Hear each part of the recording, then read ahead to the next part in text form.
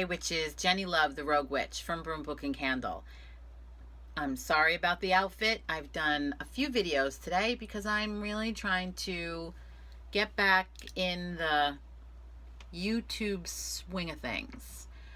I think it's safe to assume that I am never going back to the Pagan YouTube challenge, and not because I didn't like it or I didn't enjoy it. It sort of just became a full-time job. And I'm still enjoying everybody else's videos, and you guys keep going.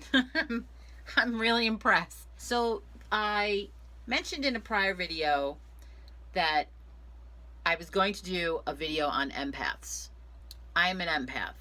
What does that mean? It means I have always had the ability to walk into a room and feel the energy. I usually could tell when someone had an issue, was angry, happy, whatever that was. I always felt judgmental when I was younger because I could pick out maybe someone that wasn't so nice, someone that had a problem. I could always tell if people were talking about me in high school. Just really connected, right? So there's a lot of talk on the internet, and there's a lot of talk on Facebook. There's a lot of talk in general about empaths. So here's what I'm going to say about empaths in general. It's my superpower. I have come to the conclusion that this is my superpower. I could not do what I do today if I were not an empath. Has it gotten me into some shit? Sure. Do I think that I know things before I know them? Of course. I'm yet to be proven wrong. And for a long time, I felt judgmental. I didn't know why when I walked into a room, I immediately was angry or didn't like someone.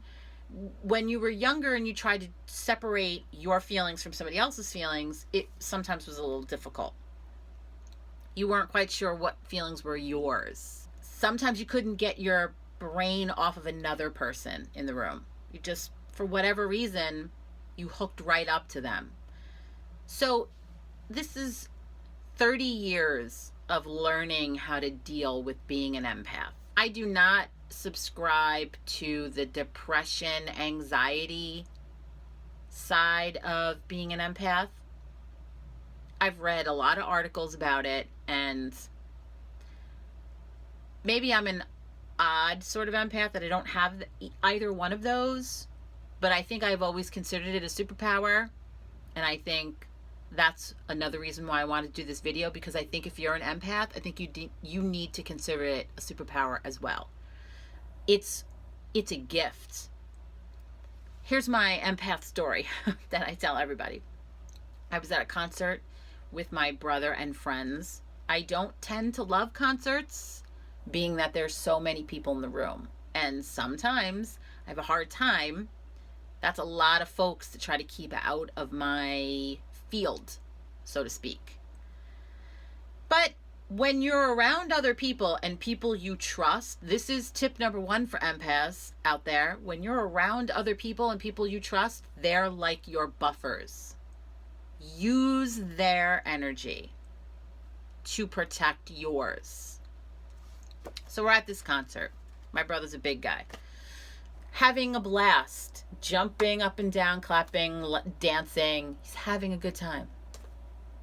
Across the room is a really big guy who I know is making a beeline for my brother from across the room.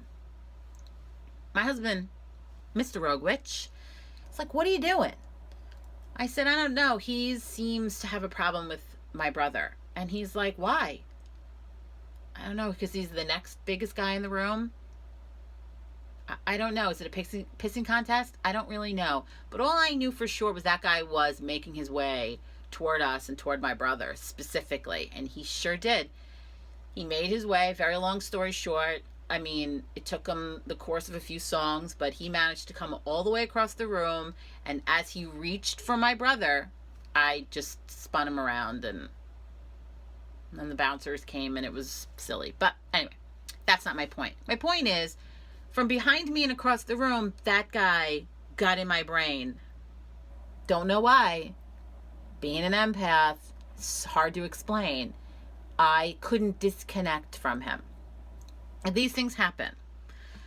So like I said, tip number one for being an empath is using other people's energy to buffer you. They're like your buffers. You have the ability to sit down with somebody and sort of hook up to them. That's what I tell people when in a reading, when they sit down. I say, we sort of need to hook up. I need to get in there. If a person sits in a reading with me and crosses their arms and puts that big wall up, because we all have the ability to shield ourselves. Lesson number 2, learn to shield yourself. There are a myriad of things that you can do to shield yourself.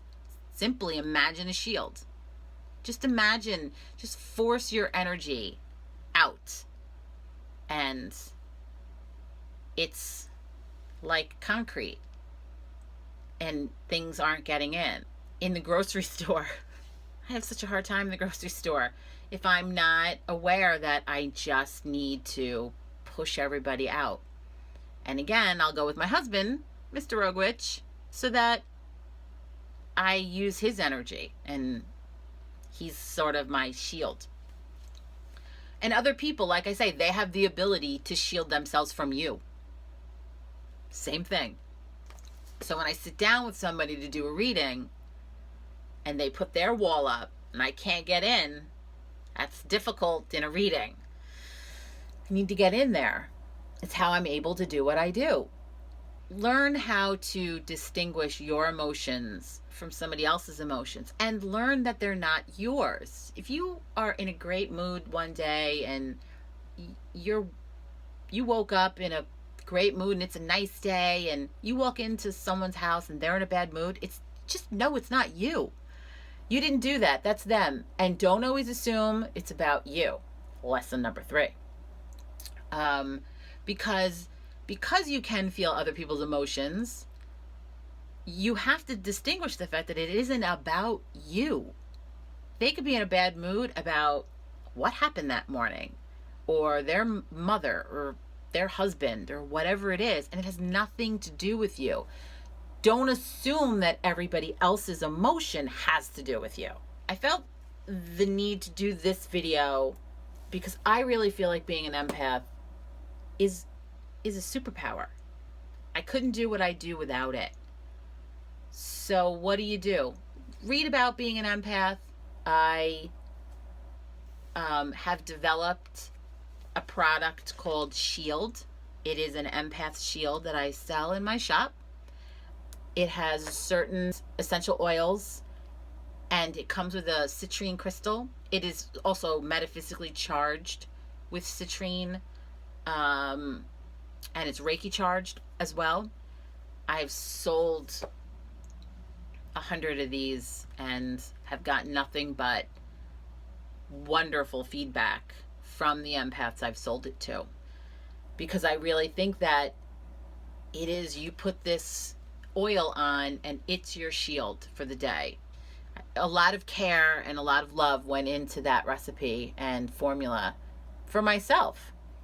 Being an empath, really, you should start to think that it's a superpower and it's a gift. Read about it. Don't subscribe to the anxiety and the depression of it all. You should learn to embrace it. Read about it. Learn to use your friends as a buffer when you're out. Learn to wear a shield. Learn to make a shield. I think it's sort of fun. So, with that said, if any of you would like to know more about my shield product, you can hit me up in the comments section. You can find me on Broom Book and Candle on Facebook. Website is almost done. If you have any questions or comments, I'd love to hear from you. I'd love to hear from some other empaths. Maybe there's some tricks I don't know about. So I'm always interested to learn some new stuff.